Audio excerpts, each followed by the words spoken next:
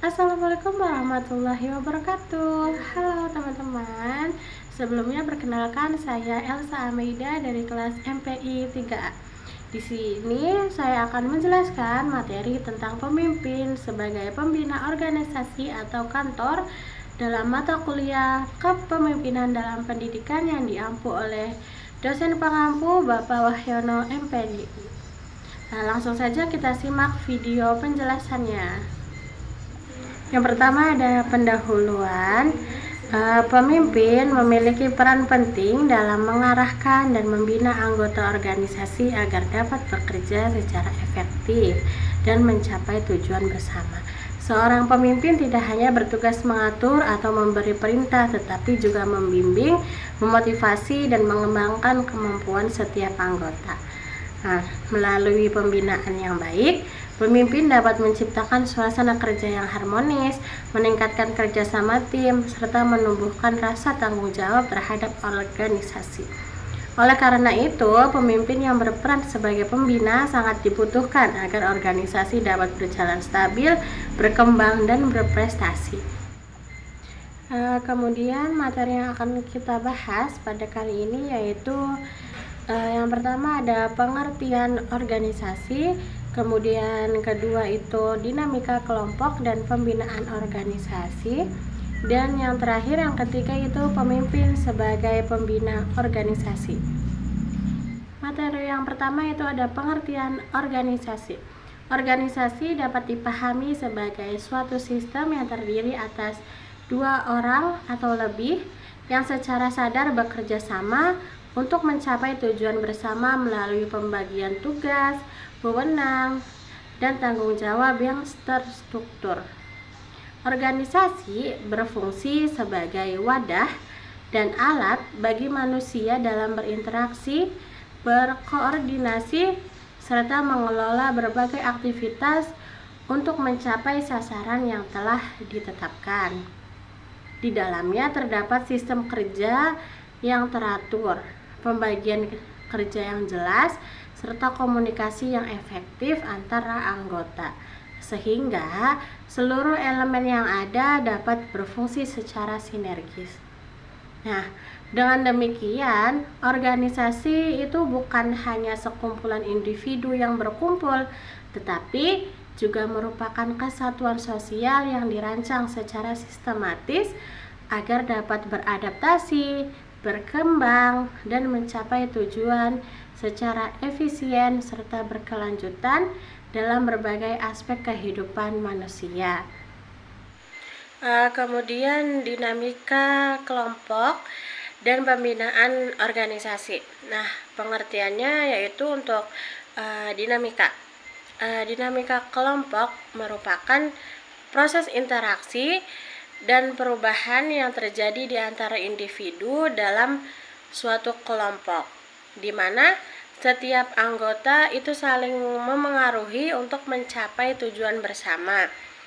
Proses ini mencakup pembentukan hubungan, komunikasi, pembagian peran, penyelesaian konflik, dan penyesuaian diri terhadap norma kelompok.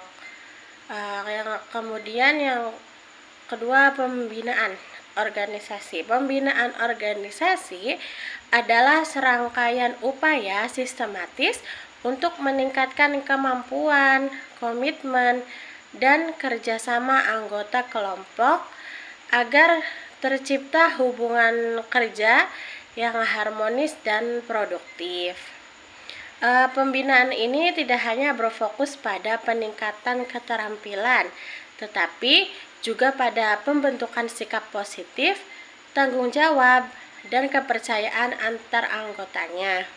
Kemudian ada tahapan dan proses dinamika kelompok. Yang pertama itu ada pembentukan atau forming. Ini tuh tahap awal di mana anggota saling mengenal dan mulai menyesuaikan diri dengan situasi kelompok. Nah, yang kedua itu konflik atau storming. Ini tuh muncul perbedaan pandangan, nilai, dan peran yang menyebabkan gesekan antar anggotanya. Nah, yang ketiga itu pembentukan norma atau norming. itu kelompok mulai menemukan keseimbangan, menetapkan aturan, dan membangun kepercayaan. Nah, yang keempat itu pelaksanaan atau performing. Kelompok ini mencapai tahap kerja yang efektif dan produktif dengan koordinasi yang baik. Jadi proses ini menunjukkan bahwa kelompok yang dinamis akan selalu mengalami perubahan dan keberhasilan dalam melewati setiap tahap sangat bergantung pada kemampuan komunikasi dan kepemimpinan di dalam kelompok. Selanjutnya ada strategi pembinaan organisasi yang efektif. Pembinaan organisasi yang efektif itu harus dilakukan secara berkesinambungan dan terencana. Nah, yang pertama ada menetapkan tujuan dan peran yang jelas bagi setiap anggota kelompok.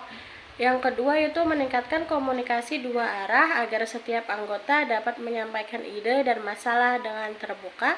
Yang ketiga, membangun kepercayaan dan solidaritas melalui kegiatan bersama yang mempererat hubungan emosional.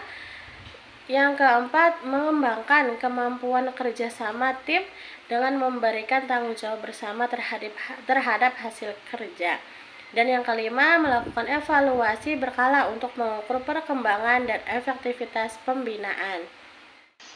Selanjutnya ada pemimpin sebagai pembina organisasi. Pengertiannya yaitu pemimpin sebagai pembina organisasi adalah sosok yang tidak hanya berfungsi sebagai pengarah dan pengambil keputusan, tetapi juga pembimbing, penggerak, dan pengembang potensi anggota organisasi. Peran pembina ini menuntut kemampuan untuk membentuk sikap, perilaku, dan semangat kerja anggota agar sejalan dengan visi dan tujuan organisasi. Nah, dengan demikian, kepemimpinan pembina menitik beratkan pada aspek pengembangan manusia, bukan sekedar pengendalian struktur atau sistem organisasi. Kemudian selanjutnya itu ada tujuan dan fungsi pemimpin sebagai pembina. Yang pertama tujuan. Tujuan utama pemimpin sebagai pembina organisasi adalah mengembangkan potensi anggota agar profesional, meningkatkan kerjasama tim, menumbuhkan tanggung jawab, menjaga keharmonisan, dan mendorong peningkatan kinerja organisasi melalui pembinaan berkelanjutan. Kemudian fungsinya yaitu fungsi pemimpin sebagai pembina mencakup peran sebagai fasilitator yang membantu anggota, motivator yang memberi semangat, evaluator yang menilai kinerja, serta inovator yang menciptakan strategi pembinaan sesuai perkembangan organisasi. Jadi pembinaan yang dilakukan oleh pemimpin dapat berbentuk kegiatan coaching dan mentoring, di mana pemimpin mendampingi anggota secara personal dan membantu mereka mencapai potensi terbaik. Selain itu, kegiatan seperti team building, evaluasi kinerja, serta pelatihan berkala juga menjadi bagian penting dari pembinaan organisasi. Pendekatan ini terbukti meningkatkan kinerja, kreativitas, dan komitmen kerja anggota. Dengan pembinaan yang tepat, organisasi menjadi lebih adaptif, kolaboratif, dan memiliki budaya kerja yang kuat. Terakhir sebagai kesimpulan, pemimpin sebagai pembina organisasi memiliki peran strategis dalam menciptakan lingkungan kerja yang harmonis, produktif, dan berorientasi pada pengembangan sumber daya manusia. Kepemimpinan sebagai pembina tidak hanya berfokus pada pengambilan keputusan, tetapi juga pada bimbingan, motivasi, dan pemberdayaan anggota organisasi agar potensi mereka berkembang secara optimal. Melalui proses pembinaan yang terencana seperti komunikasi efektif, pelatihan, evaluasi, dan kerjasama tim pemimpin mampu memperkuat solidaritas, tanggung jawab, serta komitmen anggota terhadap tujuan organisasi. Nah, dengan demikian, keberhasilan suatu organisasi sangat ditentukan oleh kualitas kepemimpinan yang mampu menjadi pembina, penggerak, dan teladan bagi seluruh anggotanya. Nah, kemudian ini ada beberapa referensi yang saya gunakan dalam materi ini. Nah, jadi cukup sekian pemaparan dari saya tentang materi pemimpin sebagai pembina organisasi atau kantor. Kurang-kurangnya dari saya mohon maaf. Wassalamualaikum warahmatullahi wabarakatuh.